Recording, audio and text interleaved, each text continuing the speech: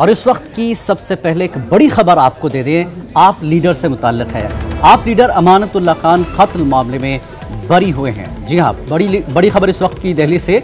आप लीडर अमानतुल्लाह खान कत्ल मामले में बरी, गैर इरादतन कत्ल मामले में अदालत ने किया है बरी। 2016 में डॉक्टर समीना नामी खातून ने केस दर्ज कराया। खातून के बार बार बयान बदलने पर अमानतुल्लाह को ये राहत मिली है। बड़ी खबर आप लीडर के मुताल्लिक दिल्ली से बड़ी खबर आ रही है कि अमानतुल्लाह खान जो कि आपके लीडर हैं, कत्ल मामले में बरी कर दिए गए हैं। गैर इरादतन कत्ल मामले में अदालत ने इन्हें बरी कर दिया है। 2016 में डॉक्टर समीना नामी खातून ने केस दर्ज कराया था। खातून के बार बार बयान बदलने पर अमानतुल्लाह को ये राहत मिली है। और आइए इस पूरे मामले पर बात करते हैं। हमारे साथ हमारे नुमाइंदे खुर्रम शहजाद जुड़ चुके हैं। खुर्रम, बड़ी खबर है, एक बड़ी राहत है अमानतुल्लाह खान के लिए। जिस तरह से बयान बदलने की बात आई उस खातून की, जिसकी वजह से राहत मिली है, और क्या कुछ सुनने को मिला अदालत में? देखिए, मामला 2016 का है, जब समीना नाम की खातून है, उन्होंने अमानतुल्लाह खान पर बदसलूकी का इल्ज़ाम लगाया था। अभी ये एफआईआर दर्ज कराई ही गई थी थाना जामिया नगर में, लेकिन उसके बाद जो है अमानतुल्लाह खान के ऊपर एक और इल्ज़ाम लगाते हुए जब 164 के बयान हुए तो उन्होंने कहा कि उनके ऊपर गाड़ी चढ़ाने की कोशिश की गई थी। इसके बाद अमानतुल्लाह खान को इस मामले में न सिर्फ गिरफ्तार किया गया था उनके घर से, बल्कि उन्हें जेल भी भेज दिया गया था। ये पूरा मामला साकेत कोर्ट में चल रहा था, तो अब जो है अब अदालत ने उनको बरी कर दिया है इस पूरे मामले में।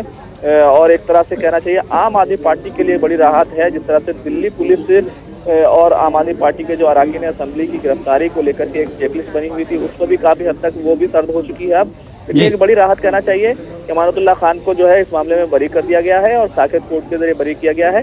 बुनियाद ये रही कि लगातार जो समीना खातून है वो अपने बयान बदलती रही, कभी जो है कभी कुछ और बयान देती रही, कभी कुछ और बयान देती रही, कभी बदसलूकी की बात करती रही।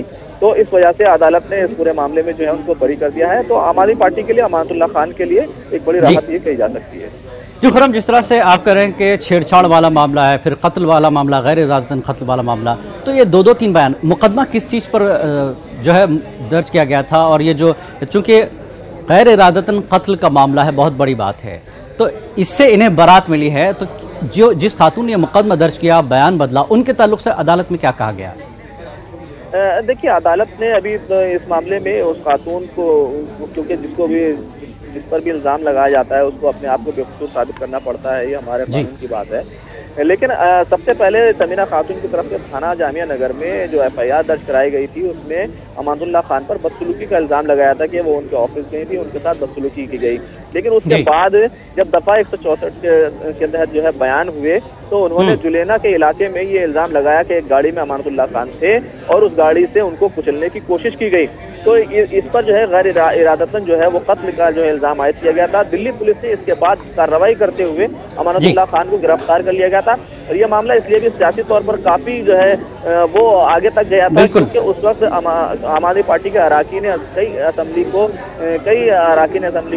दिल्ली पुलिस ने गिरफ्तार किया था। और एलजी और दिल्ली सरकार के बीच में एक तरह की जो चेकलिस्ट है, रस्साकशी चल रही थी, उसको लेकर के भी इसको जो है सुर्खियां मिली थी। उस वक्त जो है दिल्ली के एलजी नजीब जंग हुआ करते थे। तो इस तरह से एक ये पूरा मामला था। अब क्योंकि वो चेकलिस्ट भी खत्म हो गई, रस्साकशी खत्म हो गई है, दिल्ली में एलजी और दिल्ली सरकार के बीच में अब रस्साकशी काफी हद तक सर्द है। तो अब इस मामले में जो है ये फैसला आया है और अमानतुल्लाह खान पूरे तौर से बरी हो गए।